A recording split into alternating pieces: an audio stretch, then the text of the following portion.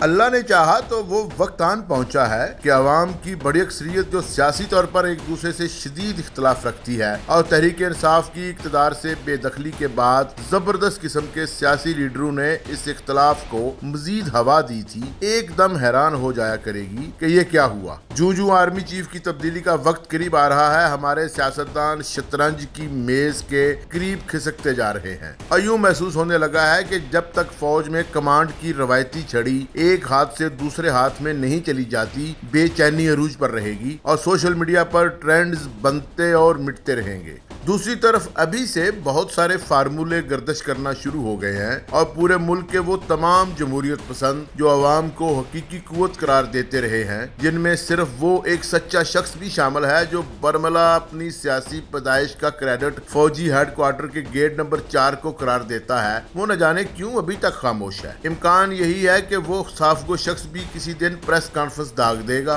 और पूरी कौम को बताएगा कि नया आर्मी चीफ किस कदर प्रोफेशनल है और बस अब तहरीक इंसाफ हमेशा राज करेगी। दूसरे किनारे पर दो कोहना मुश्क सियासतदान भी आस उम्मीद लगाए अपने अपने फायदे और नुकसान के गोशवारे तैयार कर रहे हैं। ऐसा महसूस होता है कि पाकिस्तान की फौज बिल्कुल ये नहीं चाहती कि इसके कमांड और दीगर प्रोफेशनल अमूर को सियासतदानों की गुफ्तगू का मौजू बनाया जाए और हर उस मामले को सियासत की नजर से देखा जाए जो इस मुश्किल के शिकार मुल्क के दिफा और दीगर हसास मामला से जुड़ा हुआ है। लेकिन बदकिस्मती ये भी है कि ऐसा होता कभी नहीं। सब कुछ बीच चौराहे में सोशल मीडिया पर जेरे बहस आएगा और जहां मुल्क के मायानाज सियासतदान इस मामले पर गैर मोहतात रवैया अपनाएंगे, वहां मीडिया और सोशल मीडिया के जगादरी दानश्वर और सियाने आए रोज ऐसी खबरें और इतलात मंजरेआम पर लाएंगे कि कंफ्यूजन बढ़ती रहेगी। गुज़श्ता रोज से नई खबरें चलना शुरू हो गई हैं कि किसी सियासतदान ने नवंबर की अहम तरीन तकर्री के बारे में क्या कहा है। कुछ कहते हैं, कुछ नहीं कहा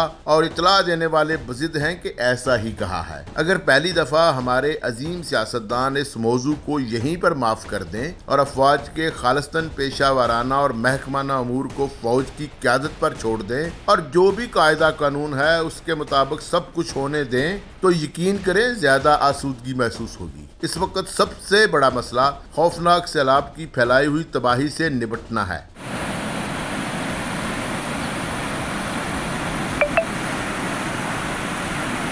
जिसके लिए शायद पूरी तरह कोई भी तैयार नहीं। सूबा सिंध, जनूबी पंजाब, केपी के बेशतर इलाके और शुमाली इलाका जात तबाहकुन सैलाब गुजर जाने के बाद शदीद मुश्किलात का शिकार हैं। सामने आने वाले हकायक और अदादोशुमार हौसला शिकन हैं और ऐसा लगता है कि आने वाले दिनों में रियासत पाकिस्तान और इसके अवाम तारीख के मुश्किल तरीन दौर से गुजरेंगे। जब रियासत की जेब तकरीबन खाली होगी, वफाकी और सूबाई हुकूमतों के पास मुतासरीन की बहाली के लिए फंड्स नहीं होंगे और सबसे बढ़कर जब सैलाब से मुतासरा इलाकों में ग़िज़ाई इजनास की किल्लत पूरी तरह फूट पड़ेगी। माहिरीन का कहना है कि सबसे बड़ा और खौफनाक बहरान गंदम और दालों वगैरह की शदीद किल्लत से शुरू होगा। जो इलाके गंदम पैदा करते हैं वो आफत की जद में हैं और जिस कदर तबाही सैलाब फैला चुका है, ऐसा नहीं लगता कि ये रवायती काश्तकारी के इलाके नवंबर दिसंबर तक गंदम की नई फसल के लिए तैयार होंगे, क्योंकि सैलाब ने जहां मुतासरा इलाकों में शहरी और देहाती इंफ्रास्ट्रक्चर मलियामेट कर दिया है, वहां काश्तकारी के लिए दरकार नहायत जरूरी अवामल को भी तबाह कर दिया है। अगर मुतासरा इलाकों से पानी उतर जाए और किसान अपनी जमीनों को काबिल काश्त बना सकें, तो इस मुमकिन बहरान को अगर मुकम्मल तौर पर खत्म नहीं किया जा सकता, लेकिन इसकी शिद्दत को जरूर कम किया जा सकता है।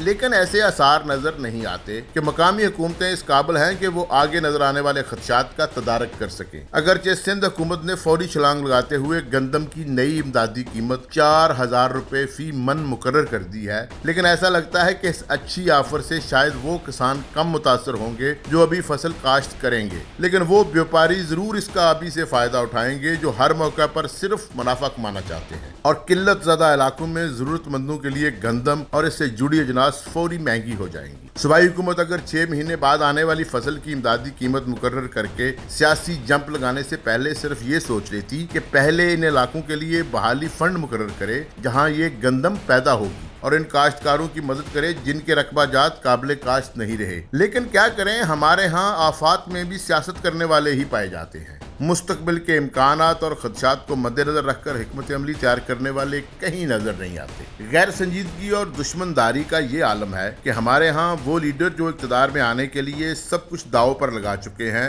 उनका मसखरापन ही खत्म नहीं हो रहा। और उनके लिए ये सबसे अहम है कि हम वजीर आज़म और दीगर हुकूमती अहदेदारों की लाइल्मी या बाज़ मामलात में उजलत को निशाना बनाने का मौका हाथ से न जाने दें। हैरान कुन तौर पर आला अहदेदारों से ये तवक्को की जाती है कि वो मुल्क के लिए भीख तो जरूर मांगे, लेकिन सूटड बूटड होकर, आला किस्म की वजादार इंग्लिश बोलकर, और खास तौर पर जब आप इमदाद या अतिया वसूल करें तो झुकना बिल्कुल नहीं। कहीं हमारा दुश्मन हमको बकारी न समझ ले।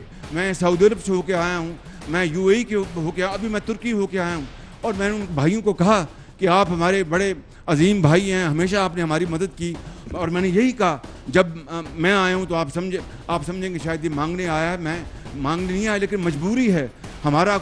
जिस तरह माजी में 75 साल में आपने हमारा हाथ बटाया है, कुछ अर्सा आप हाथ बटा दें। तो मैंने कहा मैं वादा करता हूं कि इंशाअल्लाह हम पूरी कौम हम मिलकर दिन रात मेहनत करेंगे, पसीना कराएंगे, अपने पाँव पे खड़े होंगे, इंशाअल्लाह जरूर खड़े होंगे इंशाअल्लाह। हम IMF से कर्ज लेंगे लेकिन कायदाना शान के साथ। हम अमेरिका से मदद जरूर मांगेंगे, लेकिन अव्वल तो किसी को इसकी कानो कान खबर ना हो, और दूसरे अमेरिकनों को एब्सोल्युटली नॉट कहकर। मैं अमेरिका से दोस्ती चाहता हूं, लेकिन पाकिस्तानियों मैं गुलामी नहीं चाहता। ये होते कौन है मुझे कहने वाले कि मैं रूस क्यों गया? क्या मैं इनका गुलाम हूं? जो भी ये साजिश कर रहे हैं कान खोल के सुन लो। इमरान खान कोई डील नहीं करने लगा प्रेसिडेंट ट्रंप से। मेरे ताल्लुकात ठीक थे। जिस तरह का उसने प्रोटोकॉल मुझे दिया, कितने और पाकिस्तानी प्राइम मिनिस्टर्स को दिया पहले।